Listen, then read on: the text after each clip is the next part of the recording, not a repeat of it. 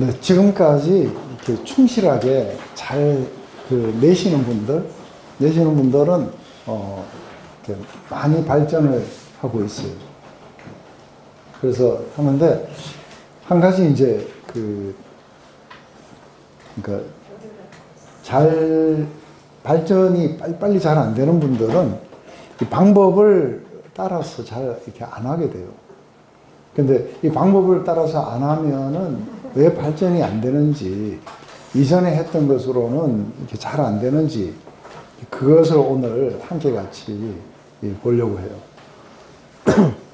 우리가 이제 묵상을 보면은 이제 우리가 묵상을 왜 하느냐. 또 하나는 우리가 추론적 묵상이 있고 관상적 묵상이 있어요. 근데 우리가 이제 어떤 본문을 정하고 이 본문에 우리의 어떤 모든 관심을 다 쏟아가지고 그 속에서 하나님과 또 그분에 관련된 것을 갖다가 우리가 보고 곰곰이 생각하고 이제 그렇게 하게 되는 거죠. 그래서 먼저 하나님과 교제를 하려면 뭐 알아야 돼요. 그래서 하나님을 알아가고 또 사랑하고 교제하려고 하는 우리들의 이 영적 생각의 활동이에요. 그런데 우리가 잘못 이제 생각하면은 우리가 일반적으로 하는 생각은 우리를 굉장히 대적해요. 그래서 평소에 여러분들이 하시는 그 생각들은 여러분을 굉장히 힘들게 만들어요. 그래서 사실은 그 생각은 이렇게 죽여야 돼요. 왜냐하면 그것은 이렇게 죄의 지배를 받아서 하는 생각이에요. 그런데 우리가 마음이라고 번역되지만 사실은 마음이 아닌 게 우리가 마음을 둘 다 마음으로 번역해갖고 잘 헷갈리는 게 마인드가 있어요. 마인드라는 것은 우리가 말하는 이렇게 지각한다든지 아니면 우리가 생각해낸다든지 할 때 사용되는 기관이에요. 하트라는 거는 그렇게 생각하고 하는 그런 기관이 아닌데 이건 느끼고 경험하고 하는 거죠. 그래서 마인드와 하트가 이렇게 갈라져야 되는데 이게 둘 다 마인드라요. 근데 이 마인드가 무엇의 지배를 받느냐에 따라서 이게 영적인 생각이 나올 수도 있고 육의 생각이 나올 수도 있어요. 근데 이게 영적인 생각으로 오게 되면은 이게 생명과 이게 평안으로 이렇게 우리가 오게 되는 거죠. 그래서 사실은 왜 이 말씀을 가지고 해야 되는가 했을 때 우리가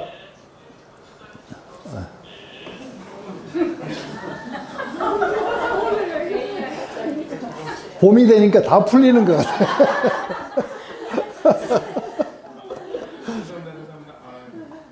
그런데 첫째 이제 우리가 하나님을 만나서 사랑하고 교제를 하려고 하는데 이것을 사실은 1차적으로는 뭘 통해서 하느냐면 마인드를 통해서 하는 거예요. 우리 지각이라는 것, 이렇게 인식 이런 걸 통해 갖고. 근데 이 생각이 우리로 하여금 하나님께로 가까이 이끌어주는 그 역할들을 하도록 하기 위해서 영의 생각, 육의 생각이라고 우리가 그렇게 해요. 영의 생각은 생명과 평안이요, 육의 생각은 죽음이라. 그래서 우리가 영의 생각들로 지금 이렇게 오게 되는 이 영적인, 의식적으로 우리가 하려고 하는 영적인 생각의 활동들이, 이게 묵상이에요. 그래서 하나님이, 우리가 하나님을 이렇게, 크리스천 미스틱들은 무지의 구름 속에서 우리가 하나님을 이렇게 직접 경험할 수 있다 하고 이야기하지만 그건 사실은 굉장히 힘든 일이고 그게 지속되지는 않아요. 근데 우리가 이렇게 하나님을 알아가고 이럴 때 하나님이 우리에게 주신 아주 일반적인 은혜들이 있어요. 그건 기록된 말씀이에요. 그리고 기도를 할 수 있도록 해주셨고, 그리고 우리가 찬양을 드리면서 예배를 드린다든지 이런 것들은 하나님의 그 은혜가 우리에게 이렇게 전달되어 오는 그런 수단들로 주신 굉장히 보편한 것들이에요. 그래서 이런 걸 버려버리고 우리가 다른 걸 한다든지 한다는 것은 약간 무리가 있는 거죠. 그래서 기록된 말씀 속에서 우리가 그것을 찾아내게 되겠죠. 그런데 왜 이거를 우리가 묵상의 시간을 많이 가지려고 하느냐 했을 때 골방에 들어가고 오래 하는 그 생각은 그렇게 중요하진 않아요. 이걸 하루 종일 가지고 다니면서 시간 날 때마다 하는 건 굉장한 효과가 있어요. 왜요? 우리가 세상 속에 살아가면은 자신도 모르게 세상의 관점들이 자기를 갖다가 지배를 하게 돼요. 그리고 세속화에 대한 어떤 압력 같은 것들이 굉장히 심해져요. 근데 그 압력을 받고 살아간다는 것을 잘 모르는 거예요. 그런데다가 우리가 우리 하루의 삶을 가만히 들여다보면은 그러면 굉장히 우리가 분주하고 우리가 해결해야 될 어떤 문제나 관계들 또 뭐랄까요? 이런 것들로 우리가 우리 내면이 아주 가득 차 있어서 사실은 하나님과 연관지어서 살아가기가 굉장히 어렵게 돼 있어요. 신앙생활을 한다지만 사실 세상에 나가면 그냥 사는 거예요. 그래서 크리스찬인지 아니면은 아닌지가 거의 구분이 안 될 정도로 사는 거죠. 그러면은 그 속에서는 우리가 그 뭘 가르치냐면 아주 맹목적인 자기 사랑이라든지 아니면 세속화의 그 가치들을 우리에게 계속해서 심어주고 있는 거예요. 그런데 이거를 벗어나서 뭔가 하나님 나라에 속하려고 한다면은 뭔가 다른 생각들을 좀 해야 돼요. 그런데 이 다른 생각들을 하는 시간들을 우리가 자주자주 이 생각들을 끊어주면은 그리고 자주자주 영적인 생각들을 해주면은 사실은 여기에서 그렇게 많이 물들지 않아요. 그래서 세상을 살아가되 세상 속에서 하나님의 백성으로 살아간다. 그래서 우리는 세상 속에서 살면서도 우리의 심령이 하나님의 말씀과 그분의 영으로, 그분의 생명으로 충만된 채 세상을 살아가고 싶은 거예요. 이게 우리 크리스천들의 이렇게 삶의 어떤 소망 같은 것들인 거죠. 그래서 그렇게 하려고 그런다면은 우리가 묵상을 해야 되고, 그죠? 근데 이 묵상에 추론적 묵상과 관상적 묵상인데 나중에는 이게 통합이 돼야 돼요. 그런데 지금 당장에 관상적 묵상을 하라 그런다면은 거의 대부분이 오류를 그렇게 범하게 될 거라고 봐요. 그래서 관상적 묵상을 하기보다는 추론적 묵상이 넘어갔어. 이게 잘 되면 관상적 묵상이 저절로 일어나요. 그래서 우리가 그걸 바로 관상적 묵상을 가려고 그러면은 마치 수도성처럼 막 그렇게 돼야 돼요. 근데 이런 그 추론적 묵상을 하다 보면 관상적 묵상들이 이게 막 일어나요. 일어나고 그런 것들을 경험하게 돼요. 그래서 우리가 추론적 묵상했을 때 우리가 이제 우리 안에 참 복잡해요. 그죠? 우리가 뭘 인지하는 게 있고 우리가 느끼는 게 있고 뭐 여러 가지가 있어요. 그런데 많은 사람들이 그 가지고 있는 잘못 가운데 하나가 자꾸 느끼려고 그래요. 말씀을 가지고 이게 느낌이 와야 이게 뭔가 잘 됐다고 착각하는 거예요. 근데 묵상은 느끼려고 하는 건 아니에요. 그거는 잘못된 거예요. 우리가 뭘 알게 되면은 정감적인 게 올 수는 있어요. 그렇지만 이것은 정감을 느끼려고 한 게 아니라 우리의 그 의식적인 사고의 활동이 뭔가를 이렇게 깨닫게 되고 그걸 통해서 이런 것들이 이제 와야 되는 것이죠. 그래서 우리는 이 사고를 가지고 하나님이 행하신 일이라든지 아니면 그분에 관해서 또 그분이 하시는 역사, 구원 아니면 그분의 인품, 성품 그리고 또 하나님은 우리와 어떻게 관계하기를 원하시는지 우리가 어떻게 주님을 섬기기를 원하는지 이런 것에 대한 우선 지식을 좀 가져야 돼요. 안 그래요? 그 지식이 없으면 뭐예요? 내 백성이 하나님을 아는 지식이 없어서 망하는 거예요. 그래서 이걸 보면 하나님은 예배만을 원하지 않으세요. 그죠? 제사를 원하시는 게 아니고 긍휼을 베푸는 걸 원하신다는 게 말씀에 나와 있어요. 그런데 자기가 생각할 때는 예배가 더 중요하다고 하면은 정면으로 하나님을 대놓고 거역하는 거예요. 그래서 우리가 하나님에 대해서 좀 알아야 돼요. 하나님에 대한 지식들이 있고 이래야 뭐 그분하고 어떻게 관계하는지 이게 나오게 될 거라고 보는 거죠. 그런데 한 가지 이제 우리가 하나님에 대한 지식이 우리에게 많이 쌓이면 어떻게 돼요? 이게 영적인 생각을 통해 갖고 하나님에 관한 지식이 우리 안에 많이 쌓이면 쌓일수록 하나님을 거스리는 것을 갖다가 미워하게 돼요. 저거는 아니다 하고 이렇게 알게 돼요. 그래서 그런 것들이 우리에게 못 들어오도록 할 거예요. 그래서 사실은 세속화의 압력이나 세속의 그런 가치관들이 우리를 갖다가 이게 침범해 올 때 그때 하나님은 이런 걸 원하시지 않는다 하는데 하나님이 어떤 분인지를 뭐 알아야 이렇게 우리가 거기에 대해서 저항도 하고 그렇게 되겠죠. 그런데 뭔가 하나님을 이렇게 사랑하게 된다든지 하나님을 높인다든지 이런 걸 했을 때는 우리가 하나님을 잘 알다 보면 어떻게 해요? 그런 게 올 때 우리 안에 정감이 일어나요. 기쁨이 일어나고 하나님이 예배 받으시고 이런 것들이 우리의 마음속에서 끝없는 어떤 기쁨으로 이렇게 오게 되겠죠.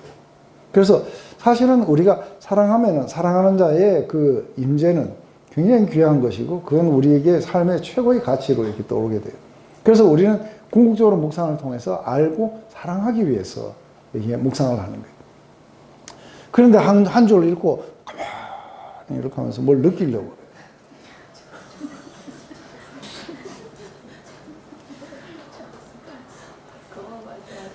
그만 말씀하시래?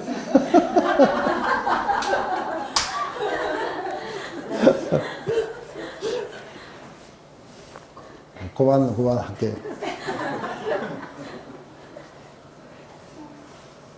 그렇게 하지 마세요. 한 줄 읽고 가만히 멍청이 묵상해요. 그래서 이름이 묵상이 아니고 멍상이에요. 멍상. 불멍이 아니고 뭐예요? 말씀을 멍하게 보러. 말멍이에요. 말멍.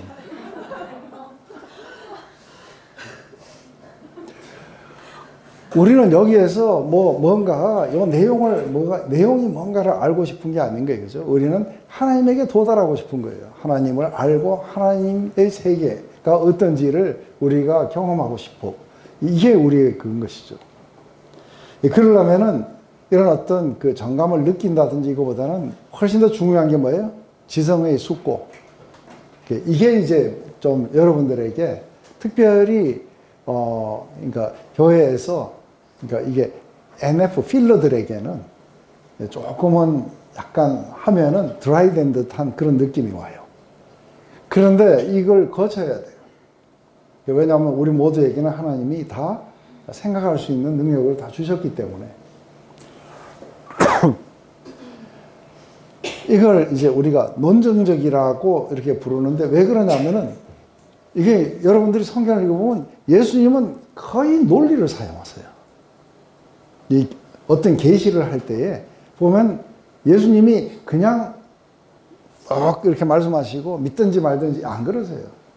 봐보세요.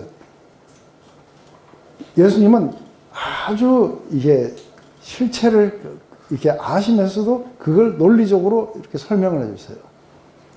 그래서 사실은 굉장히 예수님 말씀하시는 게 이게 논리나 이게 아주 논리 정연하게 되어 있어요.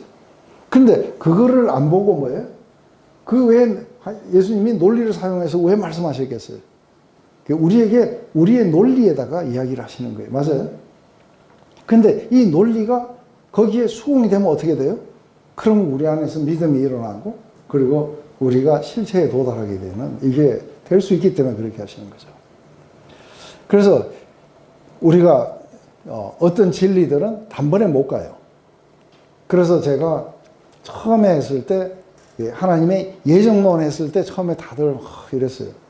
근데 지금은 예정론을 이야기하면 당연하게들 받아들여요. 왜요? 여기까지 가는 동안에 한 논리가, 한 진리가 다른 진리로 인도하고 이 진리가 또 다른 진리로 나가고 그래서 마침내 이 진리에 도달하게 된 거예요. 그래서 이게 우리가 영적인 어떤 숙고들을 통해 갖고 한 진리가 와서 자기의 믿음이 되면은 또 다른 진리로 옮겨갈 수 있고 이렇게 되는 거죠. 하나님이 우리가 세상을 창조하셨다는 진리가 가장 기본이에요. 이 진리에 도달하지 않는 사람들, 이 진리에 도달하지 않는 사람들은 뭐예요? 하나님의 주권에 대해서도 인정을 안 할 거예요. 그런데 처음부터 하나님이 무조건 우리에게 주권을 가지신다 그러면은 좀 약간 뭔가 폭군을 만난 것 같은 기분이 들어요. 근데 하나님이 나를 어떤 목적을 따라서 지으셨다 이랬을 때는 그분이 나를 지으신 목적이 있다는 것, 그래서 그 목적을 따라서 나를 다스리시고 인도하신다, 이게 이제 받아지는 거예요. 그렇죠? 그리고 그분이 우리를 지으셨기 때문에 우리는 그분과 동떨어져서 살아갈 수 없는 존재다 이래갖고 진리에서 막 파생되죠. 이렇게 파생되어갖고 나오는 이 진리들을 마침내 뭐예요? 모든 것들이 클리어하게 한 진리에서부터 모든 진리들로 이렇게 이어지게 돼 있어요. 그런데 이것을 갖다가 우리가 숙고하는 과정을 안 하고 하나님이 세상을 지으셨다 하고 늦게 올라오는 거예요. 그리고 어떻게 지었을까? 빛이 있으라 막 우주 쇼가 막 벌어지고 막. 근데 주권을 가졌다니까 좀 싫어요. 그러니까 그렇게 이게 하는 게 아니겠죠, 그죠? 그래서 우리가 이걸 읽을 때에 그 지적 숙고를 해야 되는 게 하나의 어떤 사건, 하나의 사실, 또 하나의 원리가 다른 원리로 또 인도하고 이렇게 해서 이끌어가는 것들을 우리가 보게 되는 거죠. 그래서 우리가 상상력을 사용한다는 것은 이렇게 이끌어진 그 진리를 좀 더 뭐랄까요? 실제 속에서 이렇게 우리가 느껴보는, 처음엔 이게 하나의 지적인 그 숙고만 너무 하다 보면은 하나의 개념처럼 되기 때문에 이것을 갖다가 실제의 어떤 사람들의 이야기 아니면 예수님과 그 하는 이야기들을 실제 속에서 보면서 좀 더 우리가 그 실체를 이렇게 가지려고 우리가 상상력을 사용하라고 했죠. 우리 율법학자들이나 뭐 바리새인들 이런 사람들, 우리 지난 시간에 그에서 선한 사마리아인의 이야기. 그런데 보면은 사실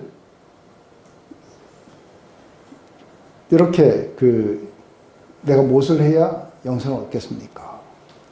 제가 알고 한 물은데. 그런데 무엇을 해야 그게 되겠습니까? 했을 때 예수님은 제일 먼저 어떤 그것을 이렇게 세워요. 그래서 너는 율법에 대해서 뭐라고 이해하느냐? 하니까 하긴 이렇게 이야기한다니까 굿 해주는 거예요. 그런데 이 사람은 처음부터 뭐예요? 행함이 없었다는 걸 아세요. 그죠? 그래서 그대로 행하면 될 거다. 했는데 자기가 또 실체 속에서는 행함이 없다는 걸 갖다가 감추려고 하는 인간의 어떤 속에서 다른 질문이나 논리가 나와요. 그래서 내 이웃이 누굽니까? 하니까 사마리아인의 이야기를 다 하고 난 뒤에 누가 강도받는 자의 이웃이 되겠느냐 하고 물으니까 이 사람은 그 이야기를 쭉 들었을 때 느끼면서 그래도 이 사람이 아닐까 하고 이렇게 느낀 게 아니에요. 이 사람의 논리 속에서 뭐예요? 자비를 베푼 자입니다. 여기까지 도달할 수밖에 없도록 지금 인지에다가 이야기하시는 거죠. 그죠? 이 사람이 그걸 느꼈을 때, 그게 그렇게 고백을 하게 될 때, 자기가 잘못됐다는 걸 갖다가 명확하게 깨닫게 돼요. 이게 우리가 사고의 흐름을 통해서 예수님이 말씀하시는 거예요. 이전에는 뭐예요? 이 이야기를 하기 전에 이 세 사람 중에 누가 너의 이웃이냐 하면은 뭐라고 이야기했겠어요?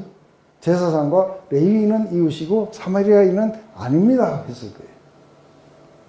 그런데 지금 이야기 속에서 누가 이웃이냐 하니까 제사장과 이 사람은 아니고 사마리아 사람입니다 하는 거예요. 그런데 이거를 갖다가 그냥 우겨보세요.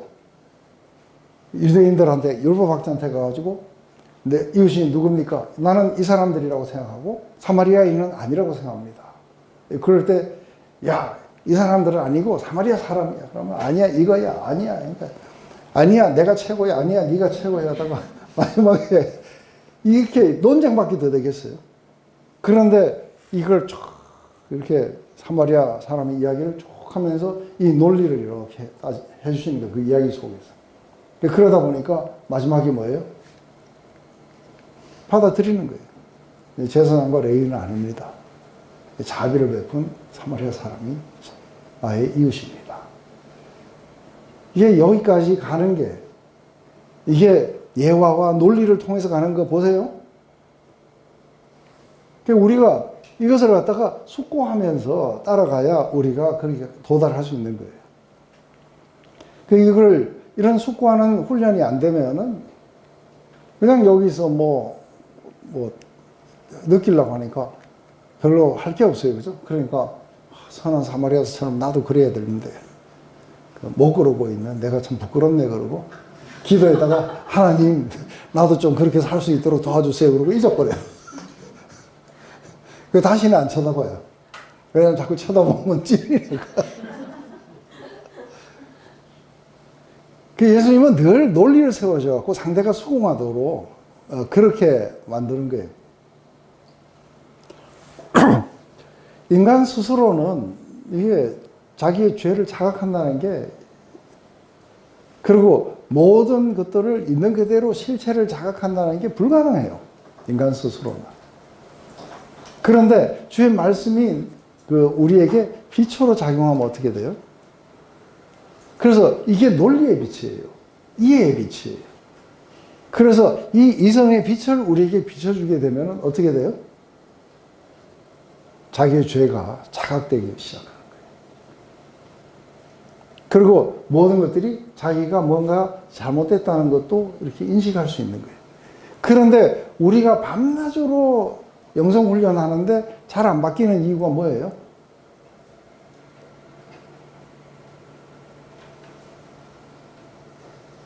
왜 밤낮으로 이렇게 훈련하는데 잘 안 바뀌는 이유가 뭐예요? 안경을 희미한 걸 써서 그래요. 네? 안경에 뿌옇게 뭐가 낀 거를. 그런데 많은 사람들이 실제를 자각하잖아요. 실제를 자각하면은 변하지 않고는 못 견디게 돼 있어요. 그런데 머릿속에서 대충 이렇게 하는 사람은 실체를 안 보기 때문에 어떻게 돼요? 안 바뀌어요. 그런데 자기가 이 인지와 이렇게 어떤 그러니까 지적 이런 것들을 통해 갖고 이렇게 해가지고 아는 것을, 이 아는 것이 갑자기 이게 뭐예요? 빛으로 확 다가와서 실제를 자각하는 순간이 뭐예요? 이게 영적인 깨어남이고, 그리고 이제는 실제 세계 속에 들어오게 돼요. 이걸 위해서 우리가 이게 다 있는 거죠. 그래서 바리새인이 스스로가 자기가 잘못됐다는 걸 스스로가 자각할 수가 없어요. 그러니 예수님과의 대화를 통해 가지고 몇 마디 척 던지고 할 때 이 논리를 세워가지고 척척 하면은 뭐예요? 나중에 가면은 말문이 막혀버려요. 하나님이 논리를 창조하신 분이세요. 우리의 지성을 창조하신 분이세요. 그런데 하나님이 말씀을 우리에게 보내셨다는 것은, 하나님 말씀을 이렇게 보내셨다는 것은 때로는 우리가 믿음으로 반응해야 될 게 있어요. 그죠? 믿음으로 반응해야 될 게 있어요. 그것은 우리가 우리를 의존하느냐 아니면 하나님을 의존하느냐. 이것은 우리가 믿음으로 반응하지만 이것도 논리로 이야기를 해주면은 믿음으로 반응해야 된다는 당위성에 우리가 도달하게 돼요. 그래서 단순하게 그냥 이렇게 느끼려는 게 아니라 우리가 인지를 사용해가지고 그런 거죠. 이걸 하다 보면은 우리 안에, 제가 예화를 많이 드시잖아요. 예화를 많이 드시는 이유가 뭐예요? 예수님은 거의 비유로 말씀하세요. 왜 그런 거예요? 사람은 어떤 이야기를 들으면은 이것과 자기를 아이덴티파이 하는 경향을 가지고 있는 거예요. 그래서 스스로는 자각을 못 하는데 딴 사람 이야기를 하면 자각을 해요. 이해되세요? 그래서 결국은 그것에 인지를 이렇게 도와주시는 거예요. 그리고 어떤 논리를 세우고 거기에 비춰서 이야기를 해주시고, 이게 예수님이 늘 하시는 방식이에요. 이런 과정들 속에서 인간들 안에 있는 혼란이 뭔지, 죄가 뭔지, 그들의 어떤 고통이 뭔지, 불신이 뭔지, 이런 많은 부분들을 우리가 숙고해서 들어가 보는 거예요. 이건 인지를 통해서 우리가 이렇게 인텔렉트를 통해 가지고 우리가 그런 것들을 이렇게 사고의 활동을 통해서 들어가겠죠. 뿐만 아니라 이렇게 이런 자들을 다루시는, 예수님을 보면서 예수님의 마음 안에 뭐가 있고, 그리고 예수님의 논리는 뭐며, 예수님은 어떤 인격을 가지신 분이신지, 어떤 아름다움과 선함이 그 안에 어떻게 있는지, 이런 거를 우리가 인지하고 뭐예요? 그의 마음, 인지할 때에 우리가 마음에 끌리는 거예요. 끌리고 그것을 사모하게 되고, 그리고 가까이 가고 싶고.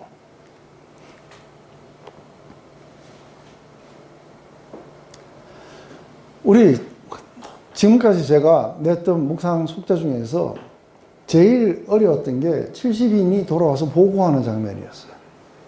그게 왜 제일 어려웠냐면 70인이 와서 보고를 하니까 갑자기 사단이 하늘로부터 번개처럼 떨어지는 걸 봤다 하는 거예요. 이거하고 무슨 연관을 가진지.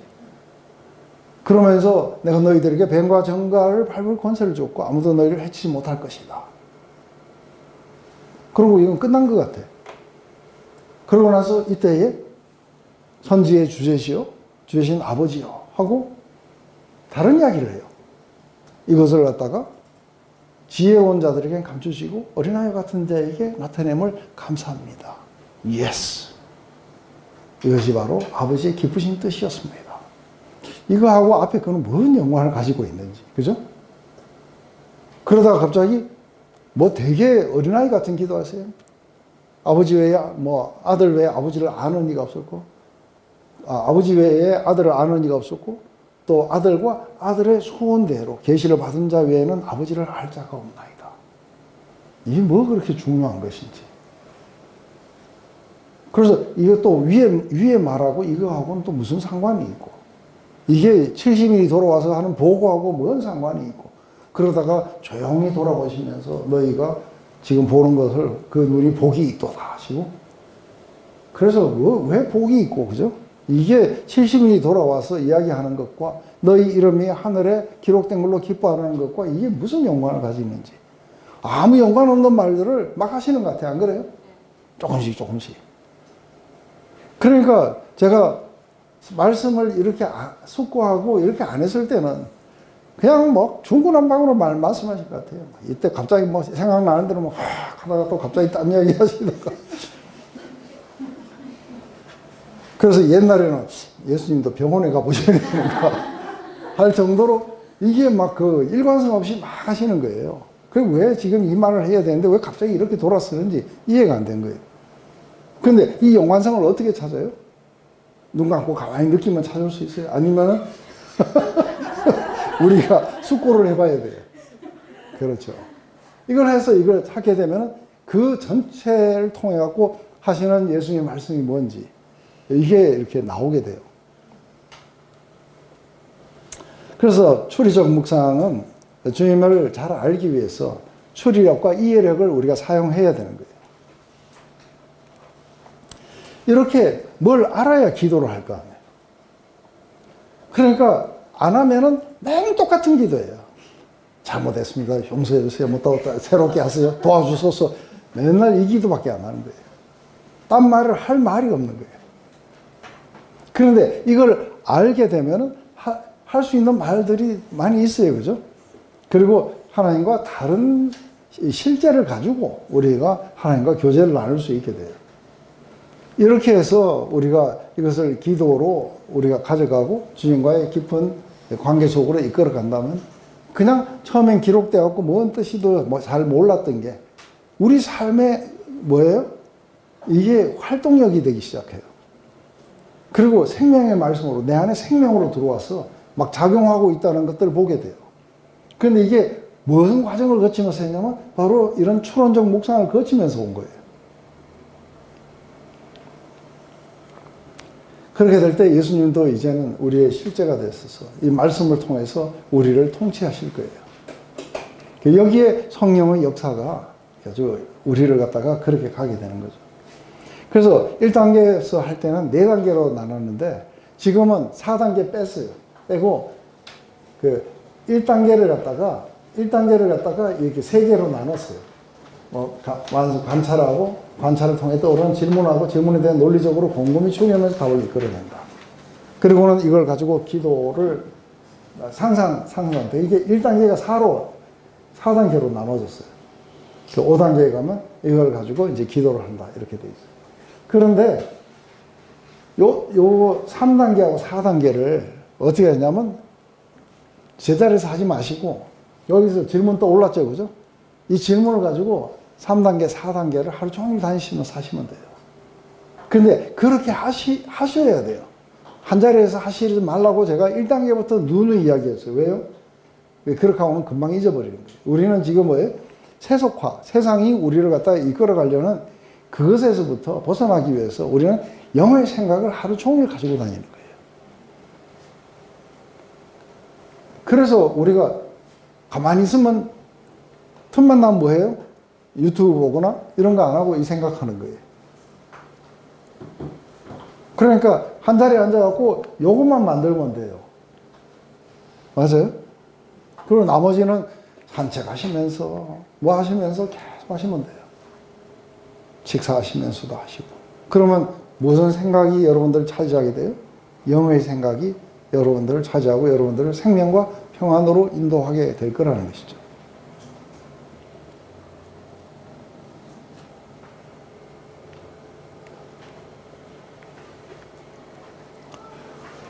이제 관상적 묵상. 근데 이게 엄밀하게 이렇게 구분된 것 같아도 함께 이걸 우리가 추리를 하다가 관상이 일어나는 경우가 허다해요. 그래서 우리가 관상적 묵상이라고 이렇게 해서 이게 다른 방식 같지만 사실은 이게 하나예요. 메디테이션이라고 묵상을 그래요. 그죠? 이것은 메디테이션이라는 건 원래 무슨 단어에서 나온 거예요? 메디테이션이? 네? 아시는 분? 아시는 분 제가 상을 하나 드릴게요. 예? 미디어. 네, 땡. 메디슨이에요, 메디슨. 약이에요. 치료하는 약이에요. 그래서 우리가 세속화되었던 여기에서 이것을 갖다가 곰곰이 이렇게 생각하면서 우리가 사실은 치료가 된다는 그런 의미예요. 그런데 이 메디테이션이라는 것은 실제적으로 어떻게 일어나냐면 우리가 하나님께로 계속해서 향해 나아가려고 하는 우리들의 영적인 그런 의지들이에요. 그죠? 그래서 우리가 말씀을 가지고 곰곰이 생각하고 이런 가운데 우리가 치료도 되고 그러겠죠. 그런데 첫째 방향은 우리가 하나님을 알려고 하는 그런 것들이에요. 그런데 관상은 영어로 뭐라 그래요? contemplation 그래요. 그죠? 그러면 con이라는 거는 뭐예요? 함께 하다는 뜻이에요. temple이라는 거는 성전이에요. 그런데 이것은 우리가 하나님과 같은 시각으로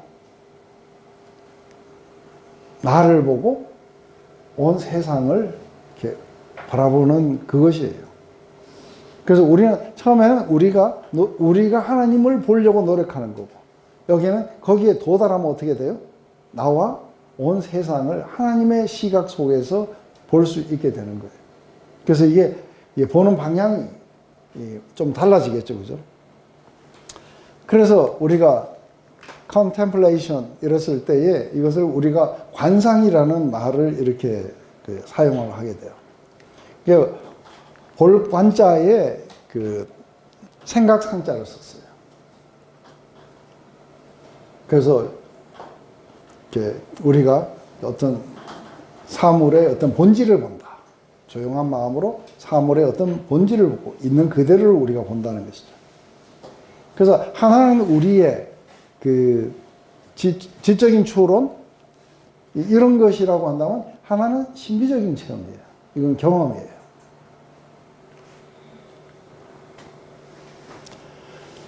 그런데 이제 우리가 이야기를 했을 때 오늘 하나님이 오늘 여기에 막 임하셨어요. 그래서 그분을 눈과 눈으로 확 보면 어떻게 되겠어요? 눈과 눈으로 보면은 우리는 그렇게 못 살아요. 지금 사는 것처럼 살면 다 바뀌어야 돼요. 그런데 우리가 그분을 만나러 가는 그날까지 우리는 거울을 보는 것처럼 좀 희미하게 보여요.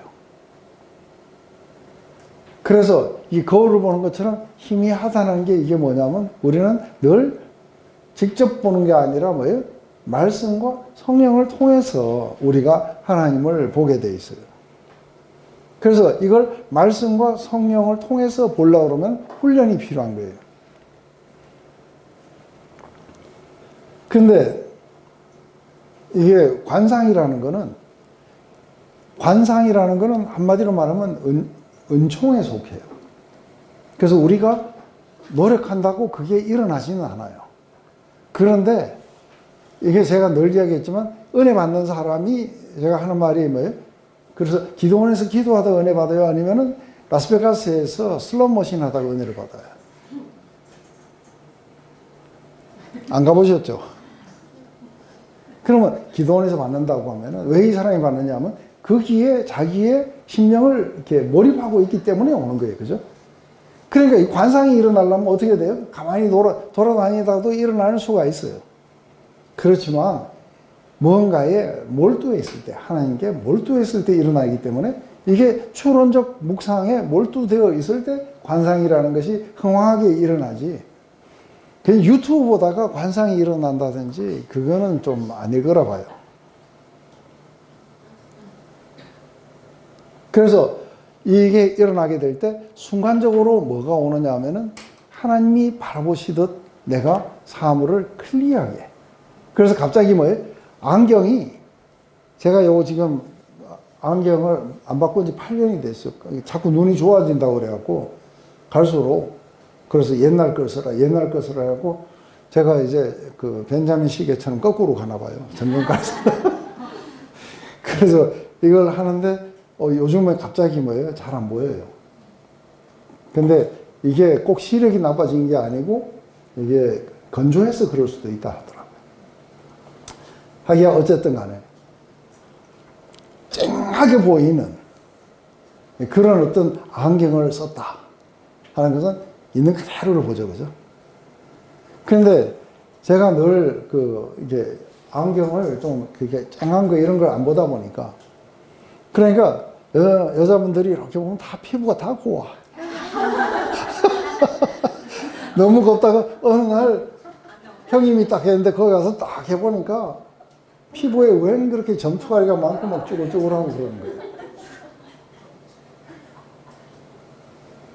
마치 관상이라는 거는 아주 초점이 잘 맞는 안경을 탁 끼는 것처럼 모든 사물들이나 말씀이 클리어하게 보이기 시작하는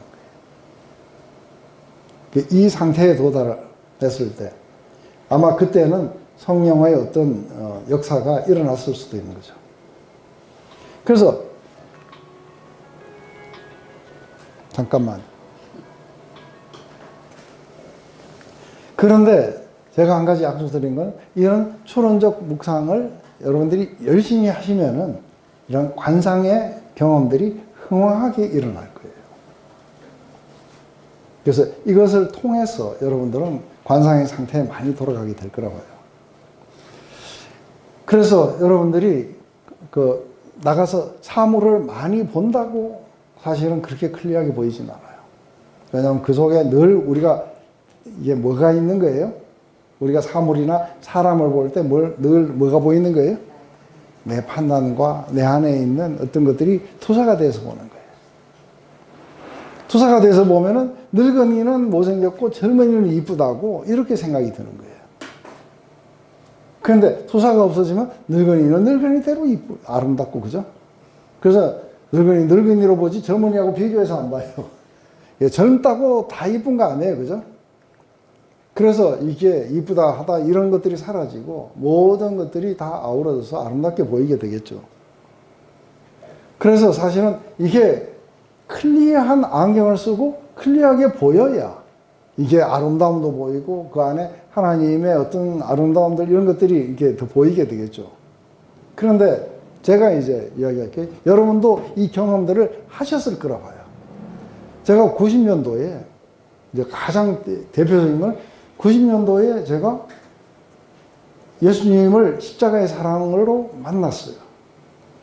근데 예수님을 십자가의 사랑으로 만난 게 왜 갑자기 저에게 이 안경을, 클리어한 안경을 낀 것처럼 밖에 나오니까 뭐예요? 왜 모든 사물들이, 그때 그런 이야기 많이 해서 하늘은 더 푸르고, 그죠? 왜 꽃은 더 아름답고, 왜 사람들은 이렇게 아름답게 보이는가? 그래서 내가 은혜를 받아갖고 뭐가 씌어서 그런 줄 알았어요. 그게 아니라 뭐가 뺏겨서 그런 거예요. 이게 이해가 돼요? 그렇다면은 이게 사실은 관상의 순간이에요. 그래서 모든 것들이 클리어하게 보이니까 너무너무 아름답게 보였던 거예요. 그런데 조금 있으니까 내 판단이 들어오고 생각이 들어오니까 다시 안경이 희미해지니까 뭐예요? What the hell are you? 하고 쳐다보면서 뭔가가 이게 희미해져 버린 거예요. 실체에서 사라져 버린 거예요. 그런데 이 경험들을 우리가 뜸뜸이 반복적으로 하다 보면은 이제 점점 무슨 생각이 드는 거예요? 이제는 내가 봤을 때 내가 때가 끼어가지고 봤을 때 보는 게 이게 실체가 아니라고 하는 거를 내가 인정을 하게 돼요. 그래서 이제는 의식적으로 내가 원래 봤던 사람들 안에는 본질의 아름다움을 보려고 이제 노력을 하게 될 거예요. 그리고 그런 것들이 한 번씩 이렇게 은사적으로 경험적으로 오게 되면은 그것이 옳다는 걸 또 증명해 주고 있고, 이런 것들이 반복되다 보면 모든 사물들, 사람들, 하나님을 클리어하게 볼 수 있는 이런 것들이 우리 안에서 생기겠죠. 그죠? 그래서 마침내 하나님의 본질까지도 우리가 보게 되는, 거기에 도달하는 거죠. 그래 봤을 때 이제 하나님의 눈으로 우리 자신을 보면 내가 생각할 때 내가 좀 별 볼 일 없고 내가 나를 받아들이기 그렇게 아름답지 않다 생각했던 것들이 그게 잘못됐다는 걸 아는 거예요. 그 이웃을 보면은 쟤는 또 뭐야 하고 이렇게 봤던 게 그게 잘못됐다는 것들을 알아요. 왜냐하면 그들 안에 본질적인 아름다움이 있고 그들의 연약함도 알아요. 그렇지만 그 연약함이 그렇게 나쁘지만은 않다는 것도 알아요. 그러면서 그 연약함 때문에 남자들이 왜 여자들 보호해주고 싶어요? 소연이처럼 저렇게 가늘프고 이러면 얼마나 남자들이 보호해주고 싶겠어요.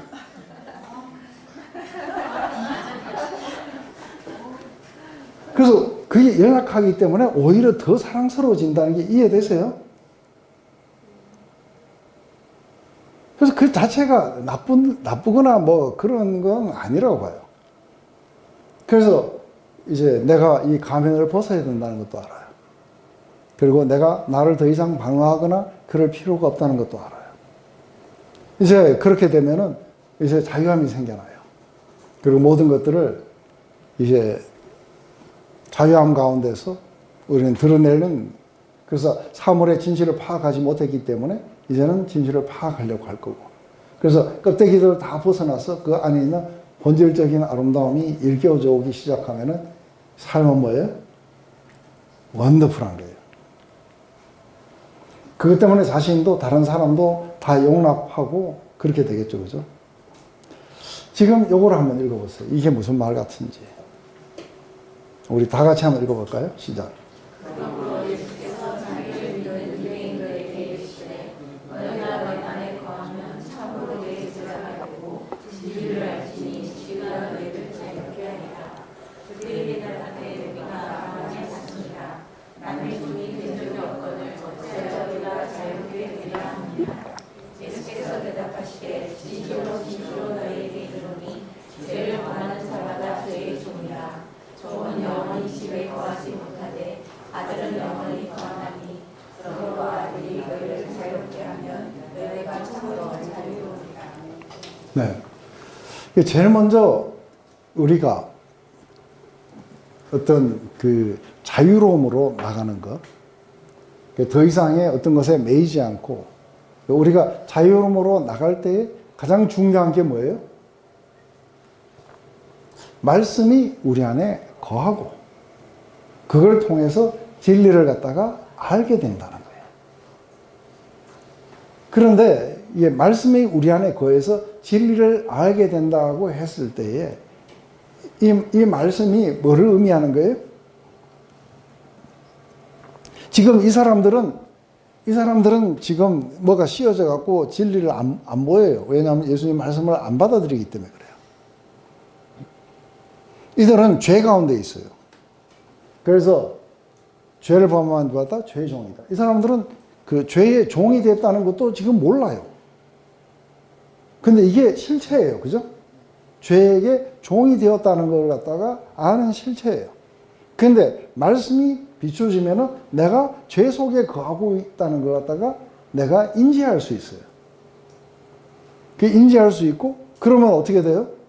이 죄 가운데 있는 사람들은 구원자가 필요하다는 걸 알고, 그리고 마침내 뭐예요? 그분이 구원자시고 나는 죄 가운데 있다는 것을 우리가 올바르게 알게 되면 그분에게 요청을 하고 그분이 우리를 이렇게 자유케 해 주실 거예요. 그런데 죄에 대한 자각이 우리로 하여금 구원으로 이끄는 거예요. 그런데 죄에 대한 자각이 스스로 잘 안 되는 거예요. 그러니까 어떻게 하는 거예요? 말씀이 우리 안에 거해서 이게 이 말씀이 우리를 참 여기서 말할 때는 어떤 추루스지만 이게 실제예요, 실제. 우리를 어떤 실제 가운데로 이끌어 가면 어떻게 돼요? 우리는 모든 것들이 클리어지는 거예요. 내가 영원한 하나님의 진노 가운데 있었구나. 이거 아시죠? 진노 가운데 있다는 거 다 아세요? 정화삼에도 진노 가운데 있었다는 거 아세요? 그런데 희미하니까 그 진노 가운데 구원을 받았다는 게 이게 어떤 건지가 클리어하지 않으니까 은혜가 안 돼. 안 그래요? 그래서 뭐가 필요하냐면 관상적 체험이 필요한 거예요. 이 관상적 체험이라는 건 이게 지금 아는 것처럼 그렇게 하는 게 아니라 아주 클리어하게 하는 거예요. 그럼 그냥 막 갑자기 뭐예요? 휴, 완전히 큰일 날 뻔했다는 거죠. 그런데 시간이 좀 지나면 이게 무뎌져 버려요. 그죠? 무뎌져 가지고 클리어하지 않는 거예요.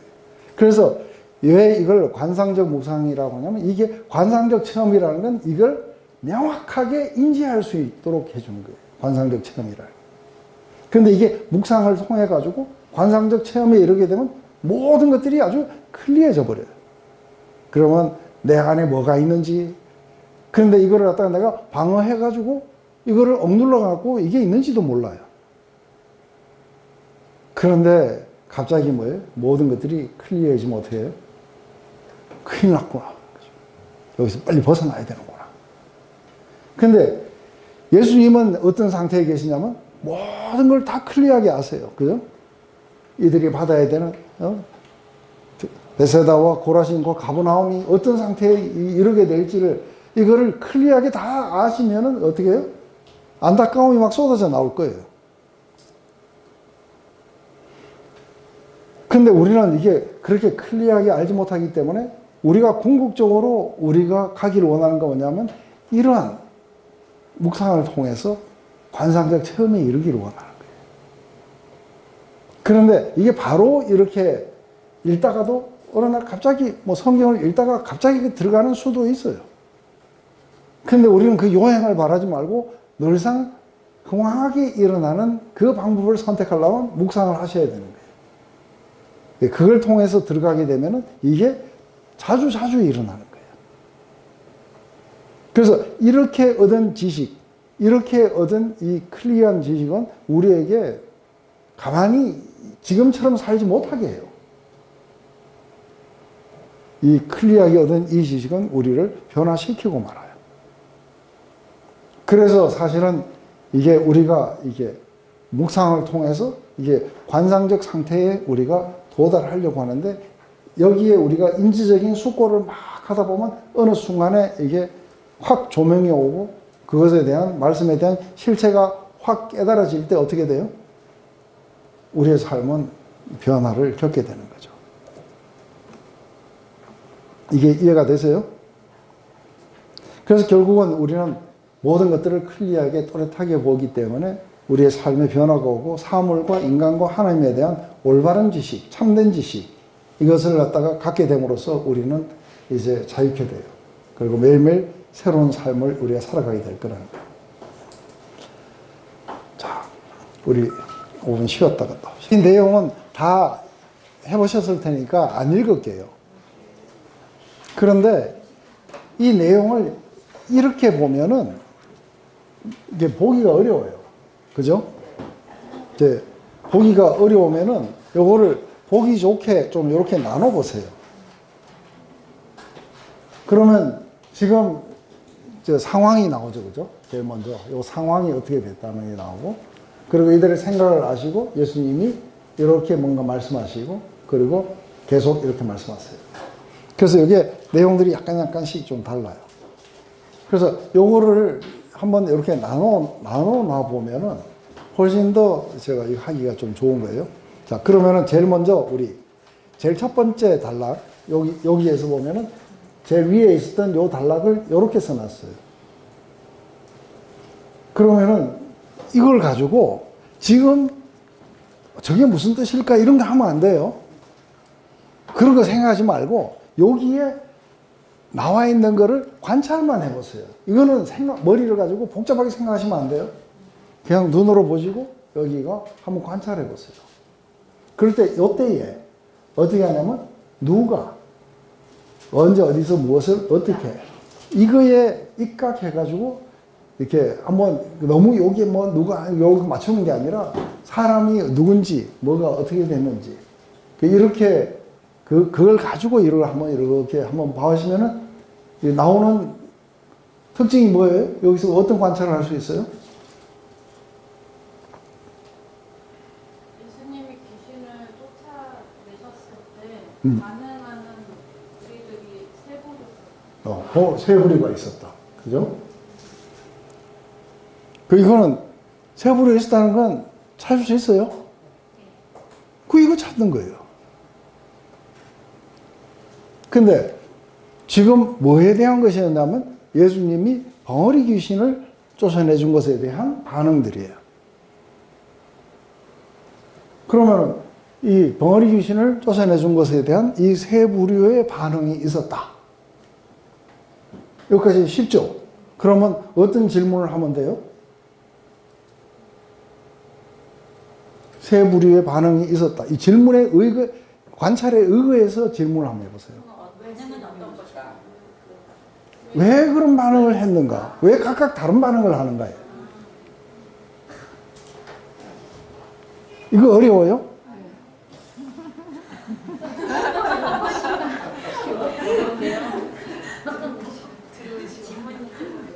이거 가르칠 때마다 화가 나요. 네? 그럼 하나님이 잘못 만드셨다는 거예요? 안경이 없어갖고. 그러면 이 각각은 이렇게 반응한 이유가 있어요. 그죠? 그래서 우리가 제일 먼저 여기 보면은 자, 이렇게 해갖고 세 가지 반응들. 첫 번째는 무리들이라고 했고, 들어는 해가지고 이 세 가지 반응들이 나왔다는 거예요. 그러면 이 세 가지 반응들에 대한 질문이 뭐예요? 같은 장면을 보고도 왜 이렇게 다른 결정을 했는지. 왜 어떤 자는 놀랍게 하고, 어떤 자는 귀신을 힘입어서 죽게 했다고 그러고, 어떤 사람은 표적을 더 달라고 이야기를 하는지. 그러면 이것에 대해서 이걸 할 때에 사실은 들어는 놀랐다고 그랬어요. 그죠? 놀랍게 여겼다. 그런데 이 지금 예수님은 놀랍게 여긴 사람들에게는 대답을 안 해주세요. 요번 묵상은 요 사람들을 그 대상으로 하고 다음 묵상은 요 사람들에게 대답해 주시는 거예요. 그래서 오늘은 이게 이제 그 가장 초점이 되는 거예요. 그런데 놀랍게 여긴 자들은 마태복음 12장에도 똑같은 게 나와요. 그런데 이 놀란 사람들은 뭐라고 하냐면 이걸 보고 메시아가 아닌가 생각을 한 거예요. 그가 다윗의 자손이 아니냐 하고 이렇게 반응했던 거예요. 어떤 사람은 보고 이거를 메시아로 느껴요. 근데 이 사람은 지금 이제 메시아로 느꼈으니까 합격하고 이제 됐어요. 그런데 똑같이 보고 믿음으로 반응했어요. 그죠? 그런데 이 두 사람은 왜 이런 반응을 하게 될까 하는 거예요. 그러면 한번 요것만 가지고 이제 다시는 거예요. 예? 왜 어떤 사람들은 귀신을 쫓아내 주셨는데 귀신 왕을 힘입어 귀신을 쫓아냈다고 하는 이 사람의 마음 안에는 뭐가 있는가? 그래서 질문이 인간의 마음 안에 뭐가 있고 예수님의 마음 안에는 뭐가 있는가? 이걸 우리가 아는 게 굉장히 중요한 거예요. 그래서 이들 안에 어떤 악이 있고, 그죠? 이들 안에 어떤 혼란이 있고, 이들 안에 뭘 방어하려고 이러는 건지, 뭔가 이런 게 있다는 것을 우리가 이 질문을 통해서 보는 거예요. 맞아요? 그러면은 왜 그런 것 같아요? 왜 귀신을 힘입어서 쫓아냈다고 이렇게 이야기를 하는 거예요?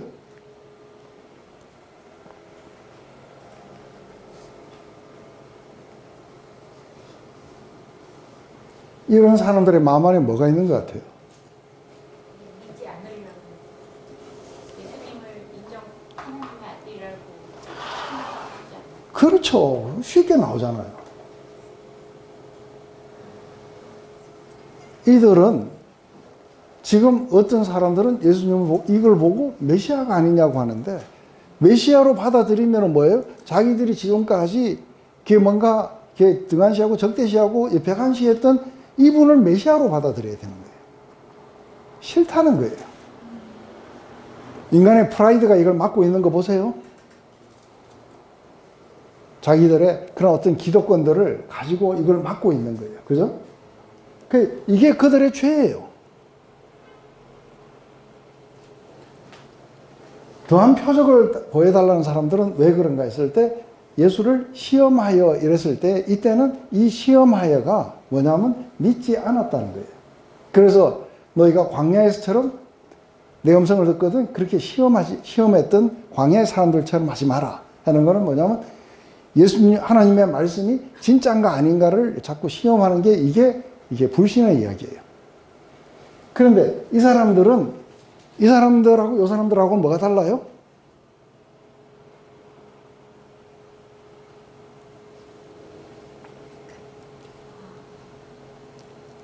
이 사람들하고 이 사람들하고는 어떤 차이가 있어요?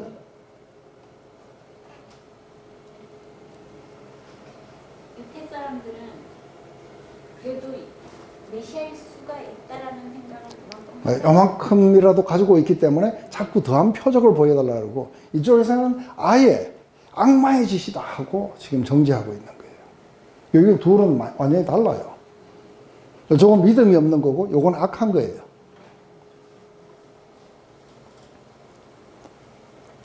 이거 추리를 통해서 이게 그렇게 어려운 게 아니에요.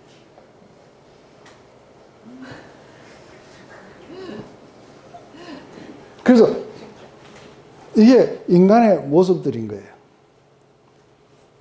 그런데 이게 우리 안에도 있어요. 그래서 이 이야기를 우리가 예화처럼 비춰갖고 우리 안에 있는 게 뭐예요? 이렇게 자각될 수 있도록 우리가 숙고를 하다 보면 자각돼요. 그래서 나도 맨날 믿음이 적어가지고 맨날 뭔가가 확실한 증거 보여달라고 이 짓 하고 있었고, 그리고 뭔가가 하나님을 이렇게 거부하는 마음 속에서 내가 전적으로 다르게 생각할 수도 있다는 거예요. 그래서 이런 모든 것들을 왜곡하게 하는 게 뭐예요? 진실을 왜곡하는 게 뭐예요? 우리 안에 있는 이런 죄고, 그리고 우리 안에 있는 교만이고, 우리 안에 있는 어떤 자기 방어를 하려고 하는 것들이 왜곡시키고 있다는 걸 이거 보는 거예요. 우리 안에 그런 게 있다는 거예요. 그렇다면 자, 이제 이런 인간들을 예수님은 어떻게 대하실까? 짜잔, 궁금하지 않아요? 예수께서 그들의 생각을 아시고 스스로 분쟁하는 나라마다 황폐하시며 스스로 분쟁하는 집은 무너집니다. 너희 말이 내가 바알세부를 힘입어 귀신을 쫓아낸다 하니 만일 사단이 분쟁하면 그의 나라가 어떻게 서겠느냐. 지금 요거는 한번 여러분들이 관찰해 보세요. 너무 복잡하게 생각하지 마세요. 심플하게.